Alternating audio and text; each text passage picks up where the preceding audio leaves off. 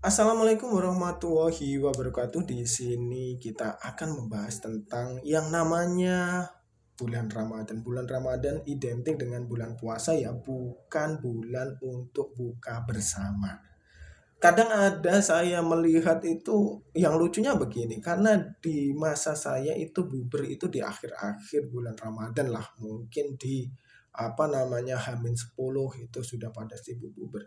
Tapi sekarang belum puasa aja sudah berencana bubur, bahkan nanti di tanggal 1 bubur dengan siapa, tanggal 2 dengan siapa, 3 siapa, 4 siapa, sampai full 1 bulan penuh itu isinya bubur, bubur, bubur, bubur. Seperti itu. Ini kan hal yang lucu, kita tidak fokus untuk mendapatkan karomah atau mendapatkan apa yang baik dari bulan Ramadan ini, tapi yang kita dapatkan hanya bubur, bubur, bubur seperti itu, teman-teman. Nah, ada sebuah ayat di dalam surat Al-Baqarah ayat 185 yang bunyinya seperti ini. Saya bacakan ya. Beberapa hari yang ditentukan itu ialah bulan Ramadan. Nah, langsung pada bulan Ramadan. Bulan yang di dalamnya diturunkan permulaan Al-Quran sebagai petunjuk bagi manusia dan menjelaskan penjelasan-penjelasan mengenai petunjuk itu dan pembeda antara hak dan yang batil. Oke, ini di dalam bulan Ramadan itu menerangkan tentang apa yang ada di dalamnya.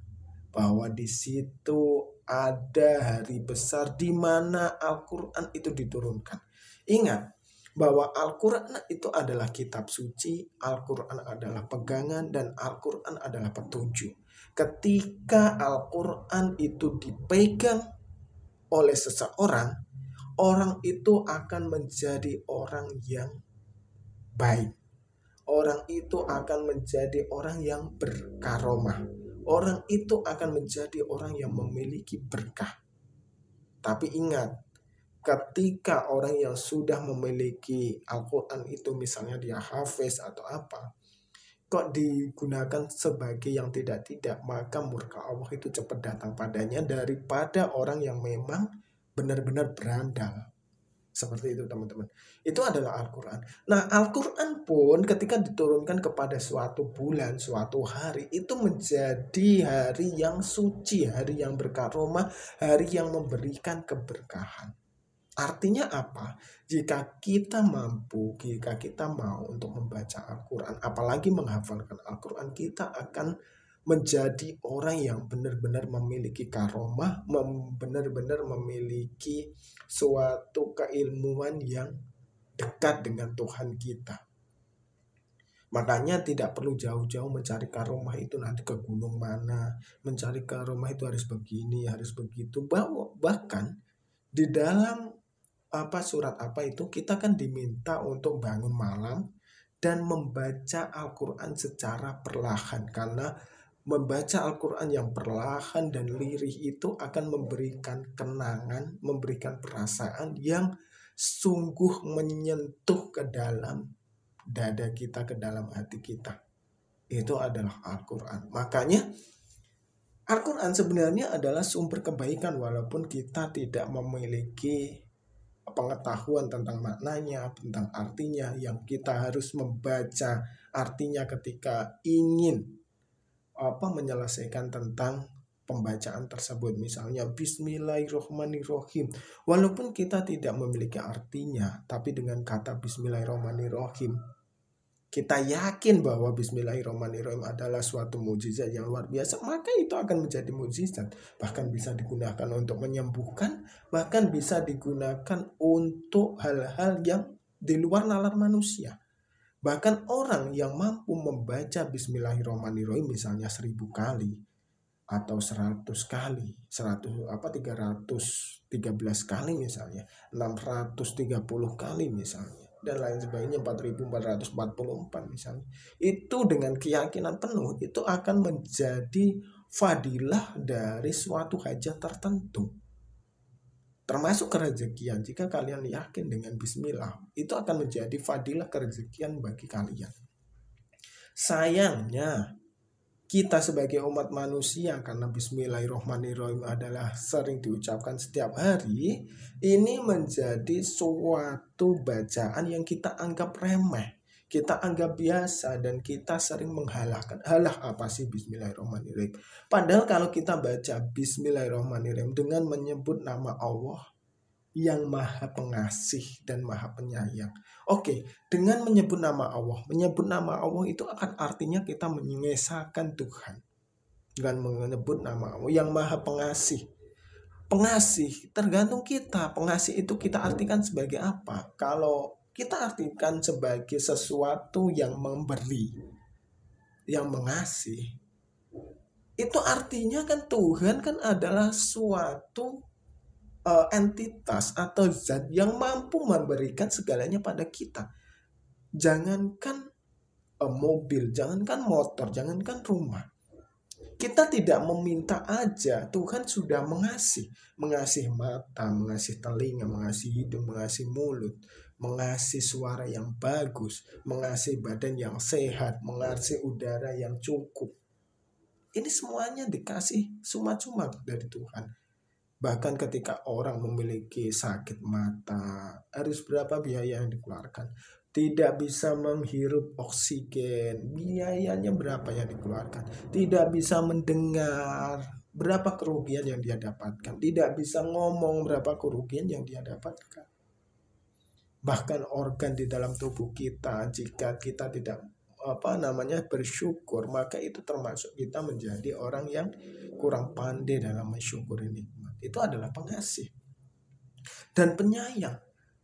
Dari lahir sampai dewasa, mana sih Tuhan tidak menyayangi kita? Oke lah, kita berbicara tentang suatu gelombang naik dan gelombang turun dari kehidupan kita. Terkadang kalau kita naik, itu Tuhan memberikan suatu kerezekian yang mumpuni, memberikan karomah yang baik, memberikan kehormatan, kedudukan yang tinggi. Tapi ketika turun, kita coba melupakan apa yang Tuhan berikan. Tuhan dulu memberikan saya begini, cuma saya lalai untuk mempergunakannya. Mungkin saya kurang sedekah, mungkin saya diuji dengan Tuhan seperti ini. Dan ketika diuji dengan diturunkan, kita menyalahkan Tuhan kita.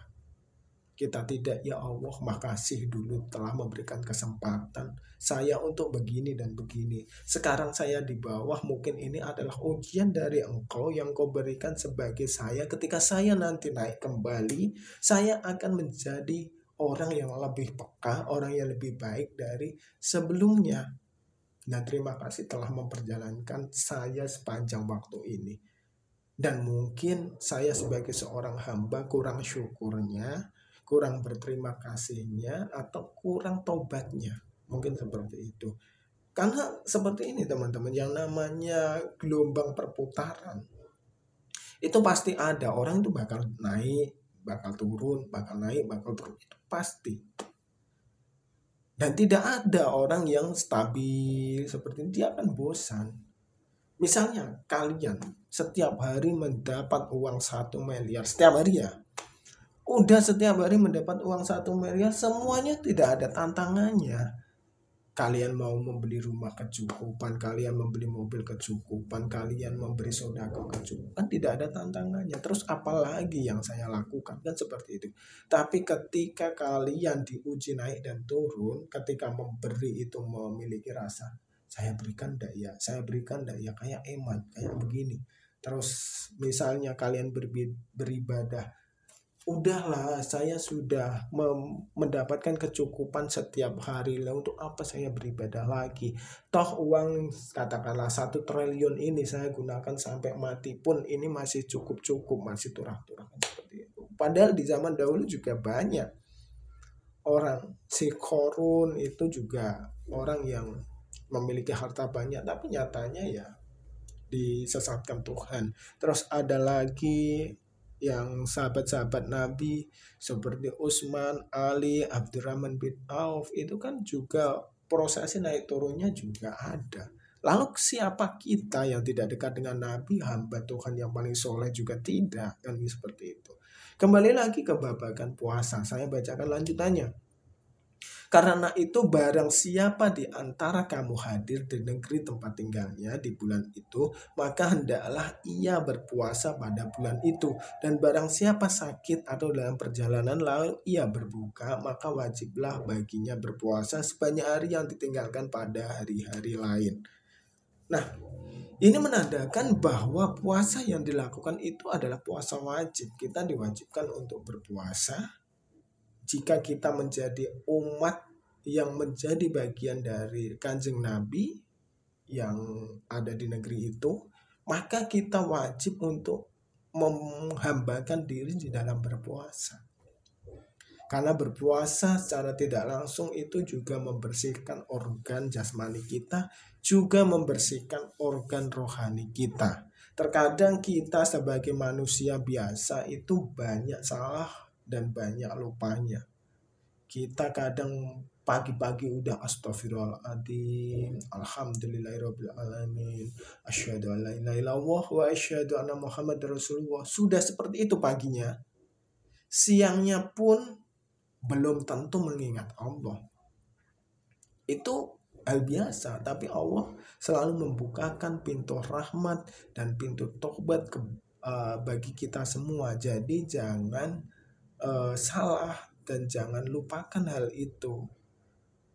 Terus lanjutannya adalah kita diminta untuk mengganti. Sebagai puasa yang wajib, kita diminta untuk mengganti, itu kan artinya puasa itu adalah benar-benar puasa yang kalau ditinggalkan itu eman.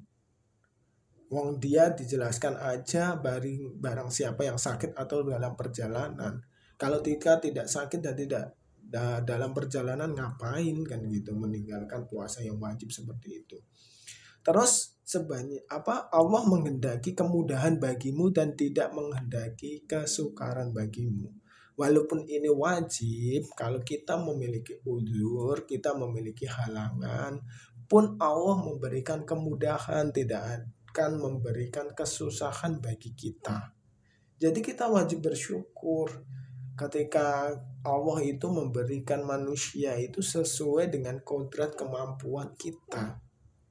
Jangan terus hal-hal seperti ini terus tidak bisa, harus wajib, harus begini-begini, tidak bisa. Jangan seperti itu.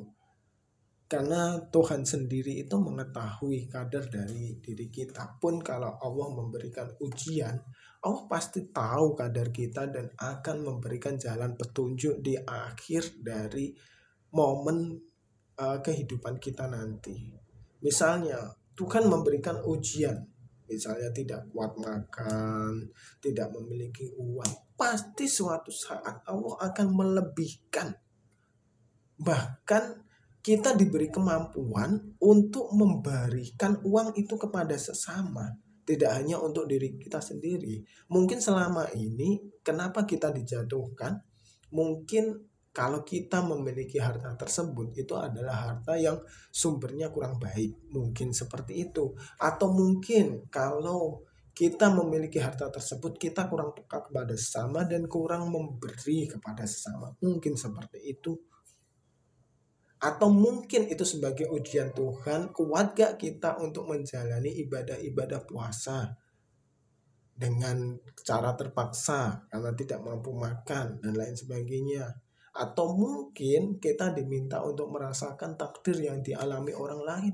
Tuh orang yang lain yang lebih susah darimu aja mampu, kenapa kamu baru saya coba seperti ini tidak mampu?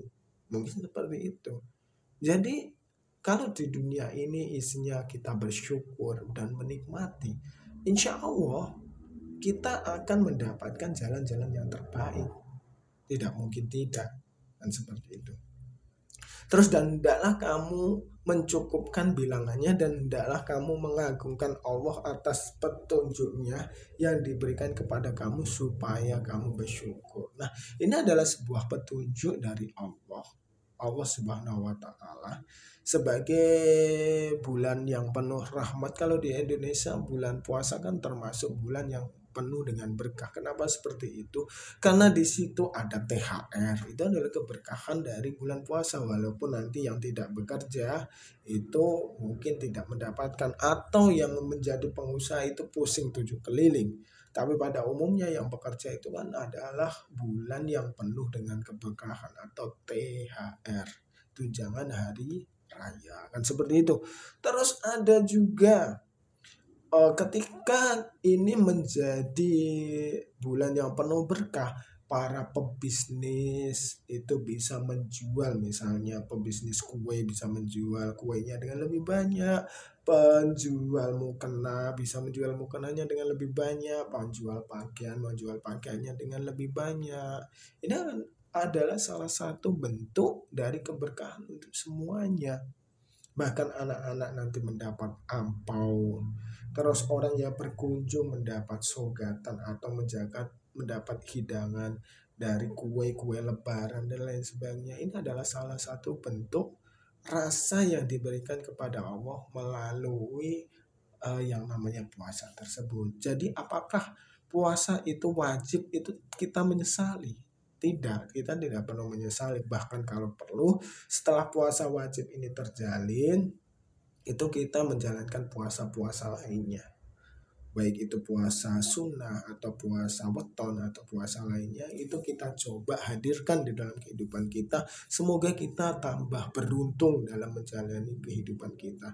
Karena kita kalau menjalani puasa tanpa bersama-sama itu kan biasanya susah. Tapi kalau sudah terlanjur puasa selama 30 hari, itu nanti rasanya itu ingin buat berpuasa terus, itu masih ingin dilakukan. Nah, ini adalah kesempatan bagi kalian untuk menjalankan puasa, misalnya puasa Senin Kemis atau puasa Daud atau puasa yang lainnya. Jangan sampai terus puasanya puasa Ramadan tapi yang dilakukan puasa Daud, itu kan lucu juga, sehari puasa sehari tidak, sehari puasa sehari tidak, kan seperti itu.